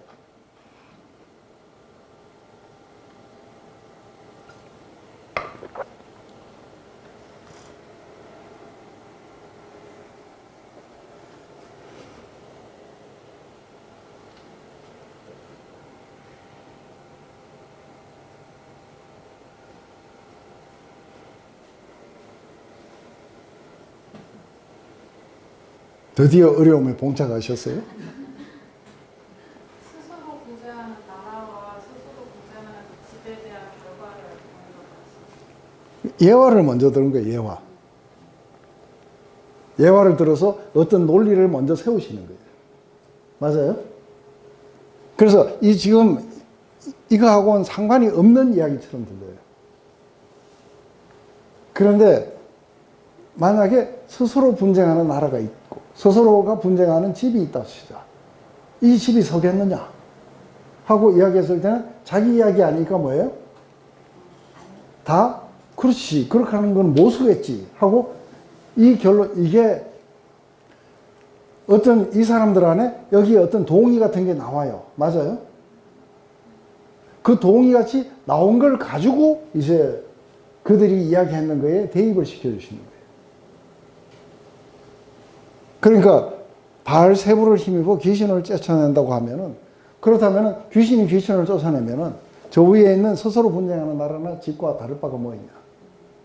그러면은 스스로 분쟁하면 그의 나라가 어떻게 서겠느냐 하고 물어보세요. 예상되는 대답은 뭐예요? 설 수 없습니다. 이게 지금 예수님이 뭘 사용하신 거예요? 논리를 사용하신 거예요. 이게 보이세요? 그래서 먼저 자신들에게 적용할 원리를 먼저 말씀해 주시는 거예요. 이게 예화예요. 이게 예화라는 건 보이세요? 이것도 안 보이세요? 네? 이제 보여요? 그래서 먼저 논리를 세우신다는 게 보여요? 그리고 이걸 여기다 적용한다는 게 보여요? 이거 여기까지는 영적인 거하고 관계없어요. 영적인 거 관계없고 세상 사람 가지고 데리고 와서 이걸 해도 이거는 이게 알 수 있는 것들이에요. 그런데 우리는 여기에서 이제 왜? 하고 이렇게 질문을 해요. 예, 관찰을 지나가지고. 그래서 우리가 관찰을 보면 예수님 그래서 생각하고 예수님의 반응을 보이신다. 먼저 예화를 하나 드신 후 이들의 반응한 주님의 생각을 말씀하신다. 그래서 이 예화는 이런 것이고, 그리고 사단이 분쟁하면 어떻게 서겠느냐는 이런 논리를 가지고 적용하셔서 이렇게 반문하셨다. 그러면 예상되는 대답은 뭐예요? 스스로 설 수 없을 것입니다. 이게 질문에 예수님은 반문에 아무 대답을 했지만 예상되는 대답은 뭐라고 했느냐? 설 수 없다. 예화와 반문을 통해 어떤 효과를 얻기 원하시느냐? 그들 스스로가 진리에 도달할 수 있도록 인도해 주신 거예요.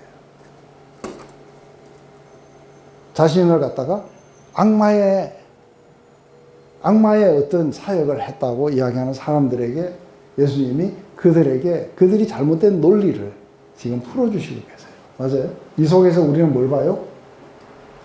예수님이 어떻게 이런 죄인을 다루시는 그분의 아름다움을 봐요.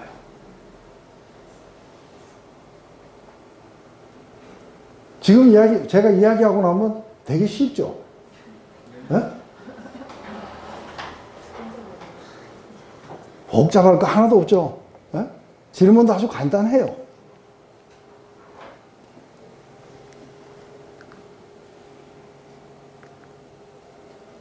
내가 바알세불을 힘입어 귀신을 쫓아낸다면 너희 아들들은 누구를 힘입어 쫓아내느냐? 그러므로 그들이 너희의 재판관이 되니라.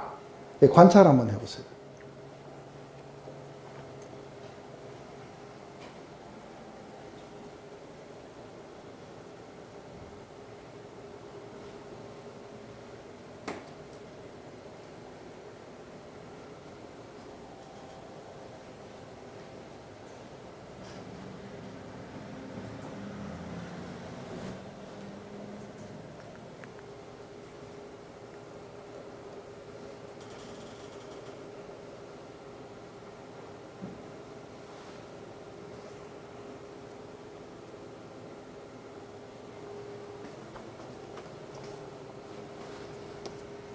뭐 그렇게 오래 보세요.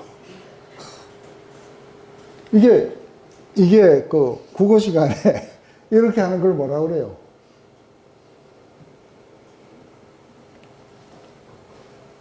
이게 그렇다는 얘기가 아니에요. 그죠? 가정을 한 거예요. 그래서 이게 만약에 사실이라고 치자. 가정을 하고 그렇다면 이거는 어떻게 되겠느냐 하고 가정과 함께 그들이 하고 있는 것에 대해서 반문을 해주신 거예요. 내가 그렇다고 친다면 그렇다면 너희들이 하고 있는 그것은 어떻게 보게 되느냐 하고 이야기해 주는 거예요. 그런데 많은 사람들이 너희 아들들은 누구를 힘입어 쫓아내느냐 하고 이걸 가지고 실험하느라고 시간을 보낼 필요가 없어요.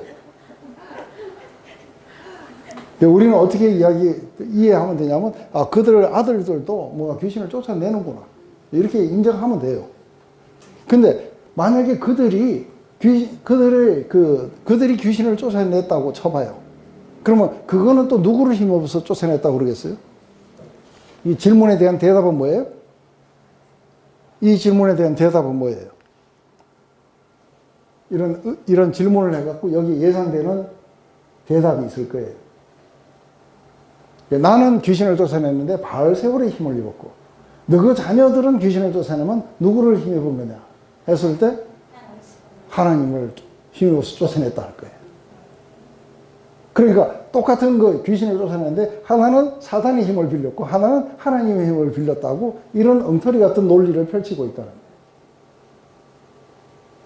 그렇기 때문에 그들이 너희의 재판, 그들이 왜 그들 자신도 그럴 거예요, 그죠? 귀신을 쫓아냈는데 왜 우리는 하나님을 힘입었다 하고, 왜 이 사람들은 왜 예수님은 사단의 힘입었다고 그렇게 말하느냐? 똑같은 귀신을 쫓아낸 걸 가지고 무슨 근거로 그렇게 하느냐 하고 그들을 판단하게 될 거라고 얘기해 주시는 거예요. 굉장히 이게 논리적이죠. 네? 그렇게 말할 수도 있지만 예수님이 바알세불을 힘입어 귀신을 쫓아내었다면 너희 아들들도 바알세불을 힘입어 귀신을 쫓아내는 것이 된다. 그러면 너희들은 나쁜 아니가 너희 아들이 그러고. 아니요, 이게 실제로는 유대 사람들도 귀신을 쫓아냈어요. 그런데 쫓아낼 때 모세 이름을 부르고 엘리야 이름을 부르면서 쫓아내고 막 이런 걸 했어요. 그래서 똑같은 귀신 쫓아내는 건데 왜 이쪽엔 이렇게 말하고 저쪽엔 저렇게 이야기하느냐, 이 말씀하시는 거예요. 그러니까 이들의 그 감춰졌던 마음이에요, 그죠? 그래서 하나는 팔이 안으로 굽고 하나는 다리가 뒤로 굽고 그래서 이걸 누가 판단하면 자기가 마음대로 판단하고 있는 거예요. 이걸 가지고 지금 이들의 뭐를 깨시는 거예요? 그들이 잘못된 믿음, 그들이 스스로 방어하고 있는 것을 지금 논리를 통해서 깨고 계세요. 맞아요?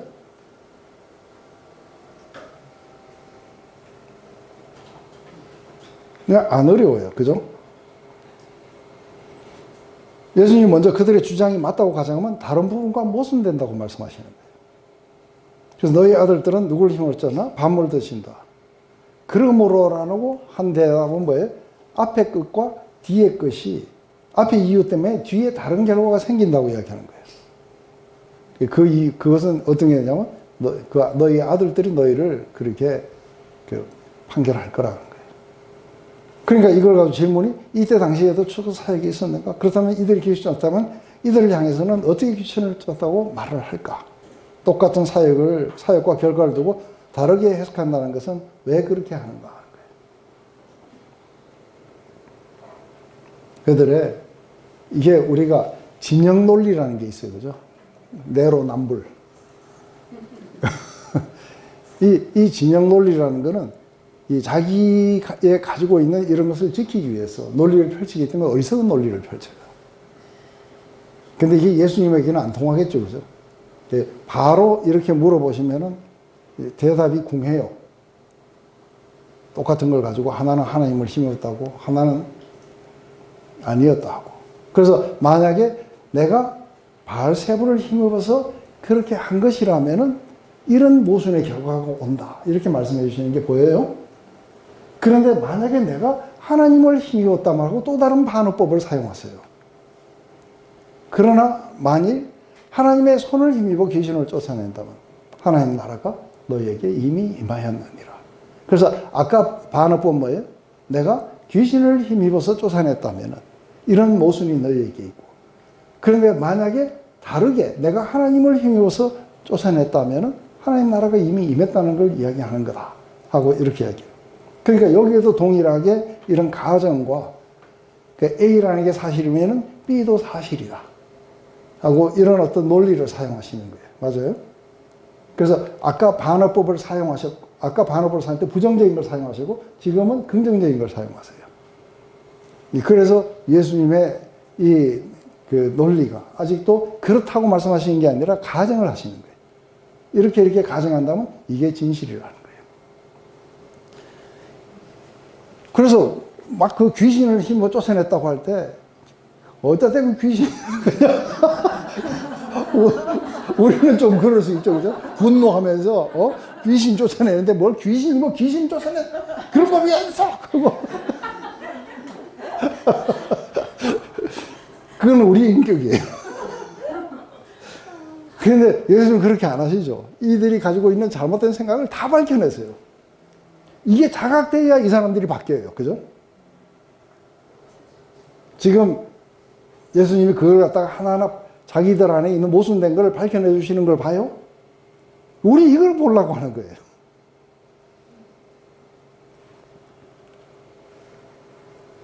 그 하나님 나라의 왕이 여기 지금 임했는 거예요.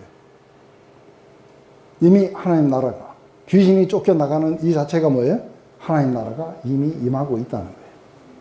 그 사인들을 갖다가 너희들이 이렇게 알아야 된다. 그래서 관찰은 또 다른 가정하시고, 가정의 논리는 A가 맞다면 B도 사실이다. 이렇게 지금 하고 계신 거예요. 왜 사실적으로 말씀하시지 않고 가정법을 사용해서 진리를 말씀하시는가 했을 때 이걸 사실적으로 하면 논쟁이 돼요. 그런데 가정이라는 걸 사용하기 때문에 이게 어느 쪽이든지 스스로가 선택해야 돼요. 만약에 아니라면은 이런 모순이 있고, 맞다면 이미 이렇게 된 것이다. 그럼 너희들은 어느 쪽이 맞다고 생각하느냐 하고 스스로에게 선택하도록 해주세요. 그러면서 강한 자가 무장을 하고 자기 집을 지킬 때는 그 소유가 안전하되, 더 강한 자가 와서 그를 굴복시킬 때는 그가 믿던 무장을 빼앗고 그의 재물을 나누니라. 이것도 한번 여러분들이 관찰해 보세요. 이제는 쉽죠? 예? 관찰해 보세요. 강한 자와 더 강한 자를 대비하시는 예화를 드셨어요, 또. 그래서 강한 자가 누구냐, 뭐, 이게 누구냐 하고, 이게 지금 뭐, 다 따지고 자시고 이런 거 할 필요 없어요. 강한 자와 더 강한 자예요. 맞아요? 이 예화에서 강한 자가 이렇게 지키고 있었는데 더 강한 자가 와갖고 쫓아내면 쫓겨난다는 거예요. 그러면 이거는 만고강산에 웬만한 사람 다 수긍해요. 안 그래요? 강한 척 했는데 더 강한 자가 쫓아내면 다 갖고 있던 소유 다 뺏기게 돼요. 아주 심플한 이야기 하시는 거예요. 이게 예화를 드시는 거예요. 그래서 이게 쫓겨나가는 거는 더 강한 힘에 의해서 쫓겨나간다고 지금 이야기하고 있는 거예요. 그래서 이거 아주 다른 비유로 설명하시고, 강한 자와 더 강한 자의 비유. 무장하고 집 지킬 때 소유가 안전하고, 더 강한 자가 강한 자를 구별시킬 때 강한 자의 무장을 빼앗고 강한 자의 재물을 나눈다. 강한 자, 더 강한 자. 이거를 뭐 요거는 예수님이고 요거는 사단이고 뭐 하고 뭐 그렇게 안 하시더라도 이거는 하나의 예화예요. 그랬을 때 여기서 아주 굉장히 간단한 이야기는 뭐냐면 힘이 더 센 놈이 다 뺏는다 이 말이에요. 이걸 가지고 눈을 감고 뭐 너무 복잡하게 생각하는 거예요. 이 논리를 세우신 이유가 있어요. 안 그래요? 이 논리를 세우신 이야기는 요 말씀하시기 위한 거예요. 나와 함께 하지 아니하는 자는 나를 반대한 자고, 나와 함께 모이지 않는 자는 해치는 자니라.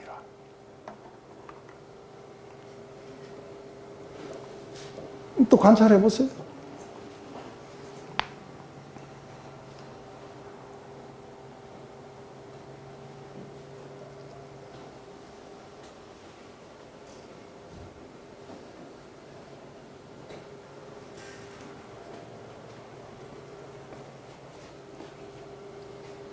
아까 그 위에 세우는 진리에 입각해서 이 말씀을 하시는 거예요.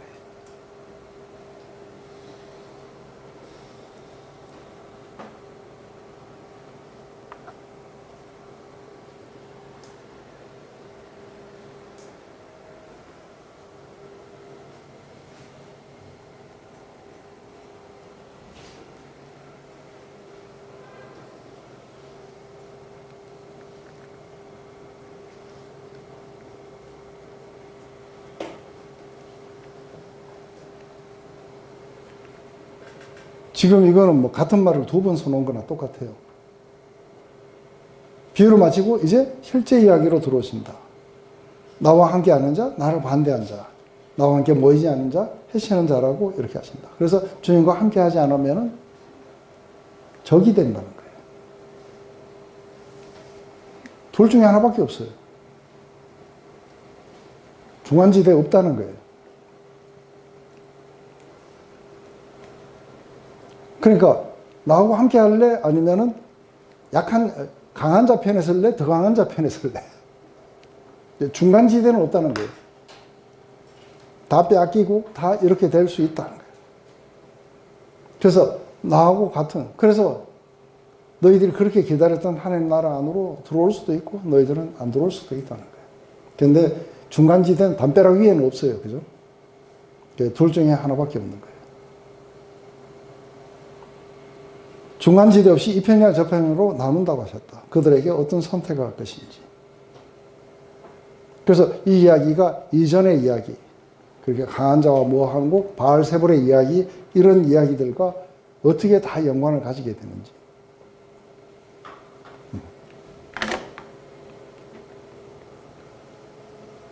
그래서 이렇게 되는 그건 뭐예요?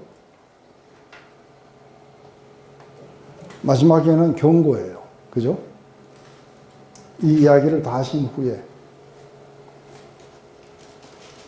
내 쪽에 속하든 다른 쪽에 속하든 둘 중에 하나가 될 거라는 거예요. 그런데 어느 쪽에 속해야 되는가 했을 때 강한 자와 더 강한 자가 있는데 어느 쪽에 속하겠느냐 하고 이렇게 물어보시는 거예요. 그러면은 바보들은 그냥 약한 자 편에 서겠습니다 하고 이야기할지 모르지만 당연하게 논리 속에서 더 강한 자 편에 서야 돼요. 그죠? 그런데 이들이 돌이켰다고 이야기가 없어요. 그죠? 이런 논리와 이런 모든 설명과 이게 예수님이 그냥 단순하게 귀신에 쫓겼다 그러면 아이고 저건 상대할 가치도 없다 하고 가시는 게 아니고 자꾸 하나하나 설명을 다 하시죠. 그죠? 그들의 잘못된 논리를 깨뜨리고 그들 안에 있는 것들을 드러내시고 하는데 한 번이라도 이들이 자각하면은 엎어져 갖고 자복하면서 그렇게 했을 거예요. 그리고 변화를 받았을 거예요. 근데 이들 안에는 이 어두움이, 죄가 이렇게 설명하는데도 안 받아들여요. 근데 어떤 사람들은 그 속에서 받아들이게 돼요. 그래서 관원들과 바리새인들 가운데서도 니고데모나라든지 아니면 아리마대 요셉 같은 사람들은 이쪽으로 끌리기 시작해요. 왜냐하면 그들도 논리를 가지고 있는 거예요. 그러니까 요한복음 9장에 가면은 남에서부터 소경된 자를 갖다가 이렇게 살려주고 난 뒤에 논리가 나와요. 그건 소경의 논리예요. 하나님은 죄인의 기도를 안 들으신다. 그런데 이분이 내 눈을 뜨게 해주셨고 하나님이 뜨게 해주셨다면은 그럼 그분이 어떻게 죄인이 될 수 있느냐? 그러니까 어떻게 해요? 논리에 졌죠. 그러니까 이게 금방지게 함부로 그냥 물어. 이제 그렇게 막 나가는 거예요.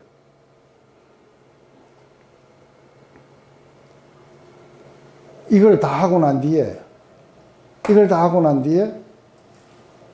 이런 어떤 인간들을 이렇게 상세하게 그 안에 있는 잘못된 것들, 논리의 잘못, 그들 안에 있는 그 어두움들, 죄들, 이런 것들을 가로막고 있고 진리를 보지 못하게 하는 이런 모든 것들을 깨시려고 주님은 그들의 논리에, 그들의 어떤 경험에, 이런 거에 지금 호소하고 계신 거예요. 그리고 하나님 나라 안으로 들어오기를 원하는 거예요. 이게 논리를 통해 가지고 예수님의 인격 같은 게 보여요. 네. 우리는 이런 분을 만나고 싶은 거예요. 매일매일 이런 지식들이 축적되어 가기를 원하는 거예요. 그런데 이게 그냥 보면 잘 안 보이죠. 그리고 제일 기분 나쁜 거는 제일 싫어하는 구절이에요. 그죠? 바알세불 나오고. 이거는 우리가 즐겨 찾는 그런 것들이 아니었어요. 근데 이게 막 무슨 박사학위를 딸 만큼 막 머리를 쥐어 짜야 되고 그런 거 아니죠. 예? 그런데 이렇게 말하는 거를 안 보고 자꾸 생각하는 거예요. 관찰하라 그럴 때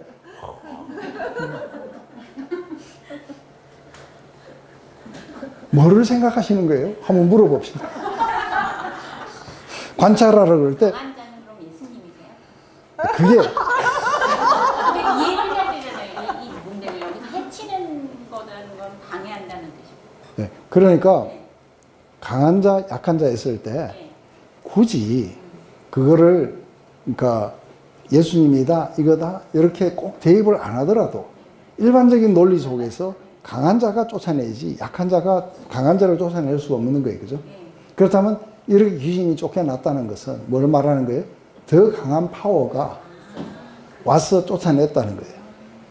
그러니까 이게 적힌 대로만 보시면 돼요. 그런데 이걸 적힌 대로 보는 게 아니라 이건 누구를 말하는 걸까? 그렇게 하면 안 된다는 거예요. 그러니까 잘 안 되는 이유가 이걸 보면 다 그런 거를 쓰려고 그래요. 그거는 예수님의 마음을 들어가 보기 위해서 하는 게 아니, 하는 질문이 아니고 자기의 지적 호기심을 채우려고 하는 질문들이에요. 예수님의 마음을 들어갔으면 예수님이 왜 이런 말씀을, 왜 이걸 사용하셨을까? 했을 때 그들 안에 논리를 세우시는 거예요. 더 강한 자 편에 설래? 아니면 약한 자 편에 설래? 이런 논리를 통해서 강한 자 편에 서기를 원하시는 거예요. 그죠?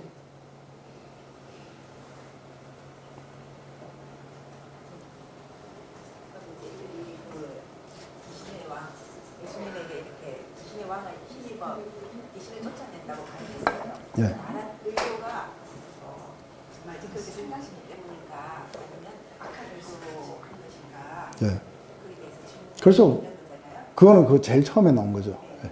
근데 어느 분 아니 악한 의도라는 건 알겠지만 정말 이들이 근데 귀신에 그렇게 생각을 해서 이렇게 질문한 건 아니죠. 아니요, 그걸 죄가 그렇게 생각하게 만들어요. 제가 그렇게 생각해요. 그 자기를 갖다가 이렇게 어둡게 만들어 버리면은 둘 다 그러니까 진영 논리에 잡힌 사람들은 그렇게 생각을 할 수밖에 없다는 걸 우리가 보면은 웃기죠. 그죠? 대부분 비논리적이라는 걸 알면서 그렇죠. 비논리적이고 얼마나 잘못된 생각을 하는데 이게 한번 사람들이 그런 어떤 자기의 잘못된 죄의 논리에 사로잡히면은 악을 쓰고 그걸 막 해갖고 논리를 끄집어내는 게 전부 어리석은 논리들을 막 끄집어내요. 그래서 사람들이 보면 야 정말 말 같지 않은 소리 하는 이런 논리들을 왜 끄집어내겠어요? 자기의 이 프라이드를 지키려고 이렇게 하게 되면 그런 논리를 끄집어내게 돼 있어요.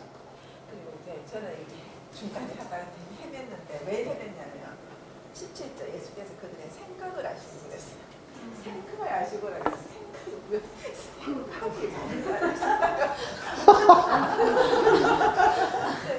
제가 지금 오늘 벌써 7번째 시간인데 하지 말라는 건 자꾸 하세요. 그죠? 하나님께서 생각을 아시고 무슨 생각을 아셨을까? 이 질문이 되는 거잖아요.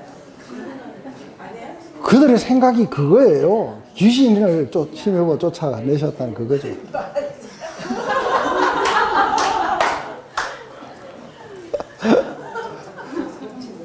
너무 복잡하게 생각해. 그리고 질문을 할 때 인간의 마음 속에 뭐가 있는 질문, 예? 예수님의 마음에 뭐가 있는 질문, 이걸 해야 돼요.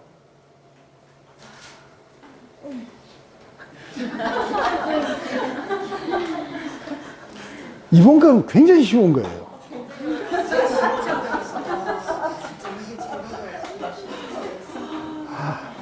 너무 쉬웠는데 예. 그래서 너무 복잡하게 생각해요. 이래서는 안 된다. 이래서 관찰이 잘못되는 부분이 많은 거니까. 그러니까 그 관찰이라는 거는 생각을 다 배제하고 말씀이 뭐라고 써갖고 있는지, 그죠? 어떻게 지금 예수님은 어떤 논리를 가지고 말씀하시는지 뭐 이런 걸 찾는 거예요. 그래서 왜 이야기를 하시는가 했을 때 그들 안에는 잘못된 걸 밝히셔서 그들이 자각하고 깨닫기 위해서 그렇게 하시는 거예요. 그러니까 굉장히 인격적인 분 아니세요? 그냥 막 확. 그렇게 하실 수도 있는데, 우리가 보통 자녀들에게는 하고, 이 논리가 가장 쉬워요. 왜냐하면 사랑보다는 힘이 훨씬 더 쉬워요. 그런데 이 대먹지도 않은 인간들한테 그 논리를 깨주시려고 지금도 노력하시고 뭐 하시고. 이렇게 하면은 인격적인 주님을 우리가 보게 되고, 그 주님과 우리가 교제를 나누고, 그죠? 그러면서 우리 안에도 어떤 것들이 자각되고, 이럴 때 클리어하게 막 나타나고, 이거 노리는 거예요. 그래서 우선은 이렇게 자꾸 하다 보면은 제가 이야기하듯이 관찰하고, 제가 말하는 대로 한번 해보세요. 한 달만 그냥 심플하게 관찰하고, 심플하게 인간의 마음에 뭐가 있고, 이 말을 통해 가지고, 관찰한 걸 통해서 인간의 마음 안에 뭐가 있고 예수님 안에 뭐가 있는지 이 훈련만 하시면은 이거는 척 보는 순간에 나타나요. 그래서 그 하나의 질문을 가지고 다니면서 이렇게 하시고 이러면 사실은 이거 앉아갖고 이거 만드는 데까지는 숙달이 되면은 10분이 안 걸려요.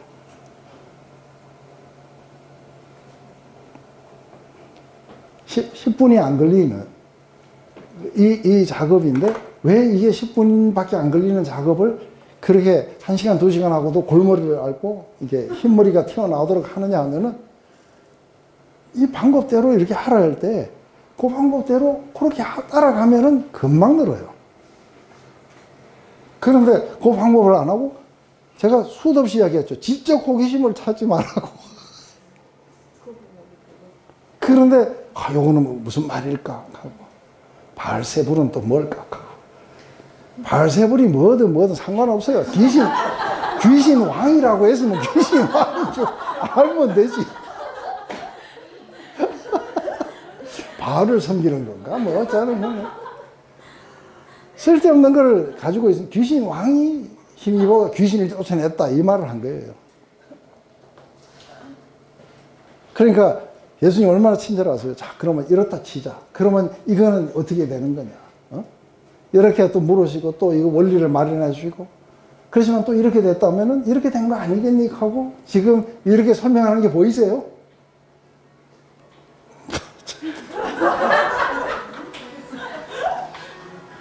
이거는 제가 끌게요.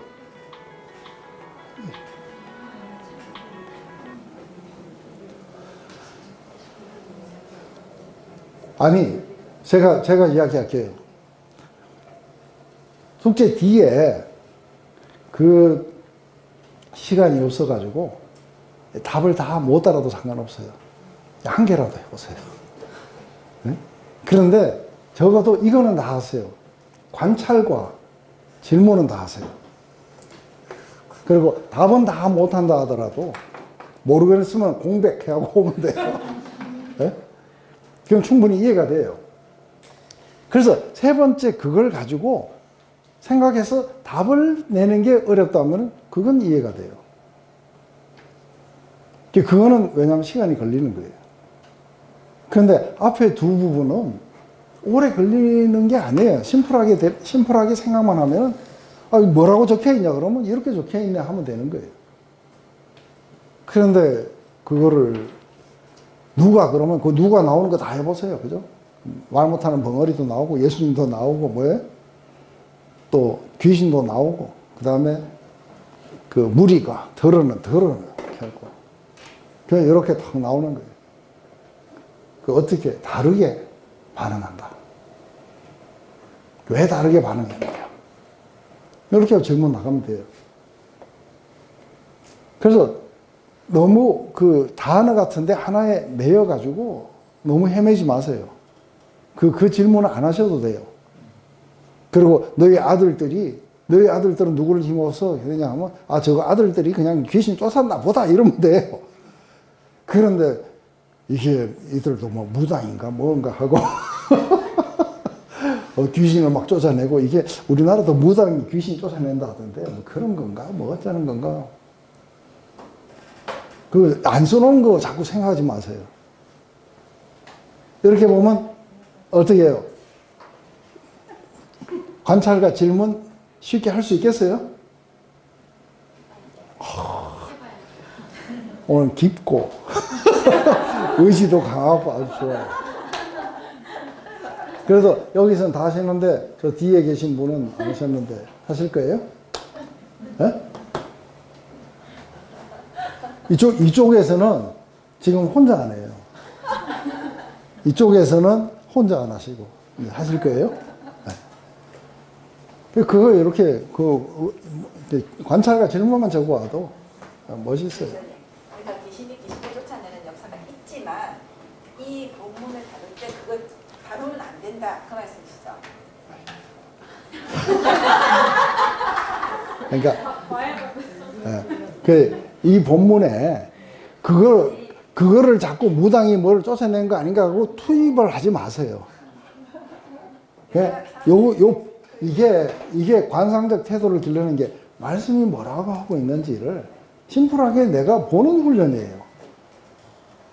그리고 사람들 안에 뭐가 있는지를 질문하는 거예요. 예수님 안에 뭐가 있는지. 그러니까 이게 말씀이 말하면 내가 들어야 될 거 아니에요. 그죠? 그런데 자꾸 무당 생각하고 뭐 생각하고 이래가지고 전에 우리 옛날에 굿도 하던데 그런 건가? 목사님 검찰할 때 그 저항이 일어나는 이유는 그 내가 받은 상처 뭐 그런 것들 때문에 말씀에 좀 저항이 일어나는 이유인가요? 많아요. 제가 다음 시간에 좀 이야기해 드릴게요. 그것도 있고 피곤한 것도 있고 별거 다 있어요. 피곤하면 짜증나죠. 왜냐하면 막 이렇게 은혜가 되는 막 그런 이야기가 나와도 내가 지금 볼까 말까 하는데 발세불 나오는 걸 내가 왜 보고 싶겠어요. 그래서 이걸 하다 보면 자꾸 이제 딴 생각도 나고 그렇게 되는 거죠. 근데 일단은 이게 그런 생각도 죽이고 하기에 제일 좋은 거 뭐냐면 그냥 관찰하는 거예요. 말씀에 뭐라고 하고 있고 누가 이 말을 하고 있고 어떻게 말을 하고 있고 그래서 이들이 말하는 논점은 뭐고 이런 것들을 보는 거는 그거는 우리가 생각을 하니까 잡생각 안 나요. 맞아요? 그렇게 하셔가지고 하시면은 이게 그래서 이게 이렇게 어려운 건가 했는데 같이 만들어 보자 그러면 또 잘 만들고 대답도 쉽게 하잖아요. 근데 그게 방법이 익숙하지 않았다 뿐이에요. 누가 잘하고 못하고가 아니라 방법을 내가 지금까지 하듯이 다르게 자꾸 하니까 이게 어렵게 느껴지는 거예요. 그렇게 하시면 간단하고 쉬워요. 네. 그러면 마치도록 하겠습니다. 하나님 오늘 이렇게 귀신을 힘입어서 귀신을 쫓아내줬다고 하는 오랫동안 귀신에게 억눌려서 말을 못했던 한 사람을 자유케 해주는 그 놀라운 역사 속에 이분이 메시아가 아닐까. 이렇게 하나님 나라가 이렇게 임한 것이 아닐까. 메시아가 오면은 이런 일을 한다 했는데 과연 이분이 그분이 아닐까. 이런 어떤 믿음으로 향해 나갔던 사람들이 있는가 하면 예수님을 끝까지 받아들이기 싫어서 귀신을 힘입어서 이렇게 나갔다고 이야기하는 사람들의 부류도 있는 것을 봅니다. 우리가 이런 것을 클리어하게 보지 못하는 그 이유가 우리 안에 있는 죄악인 것을 봅니다. 우리의 기득권을 지키고 또 우리의 모든 상처와 아픔들 그리고 우리의 욕구들을 투사해서 이런 모든 사물들을 보고 있는 것을 봅니다. 하지만 주님은 여전히 우리에게 분노하시거나 아니면 우리를 그냥 무시하고 지나가시는 게 아니라 우리 안에 있는 잘못된 것이 무엇인지 그것을 자각할 수 있도록 여러 가지 논리와 예화로 도우시고 끝내는 그들이 하나님께로 돌아오기를 갈망하셨던 장면들을 봅니다. 저는 늘 이런 주님과 우리가 함께 같이 사귀고 그리고 우리 주님이 이런 분인 것에 대해서 우리가 감사를 드립니다. 하나님 계속해서 우리 모두가 다 이렇게 묵상에 전진해서 이런 걸 할 때 하나님께서 우리를 심플한 진리 가운데로 인도할 수 있도록 우리 안에 있는 것들을 제거해 주시고 그리고 볼 수 있는 눈을 허락하시옵소서. 예수님의 이름으로 기도드렸습니다.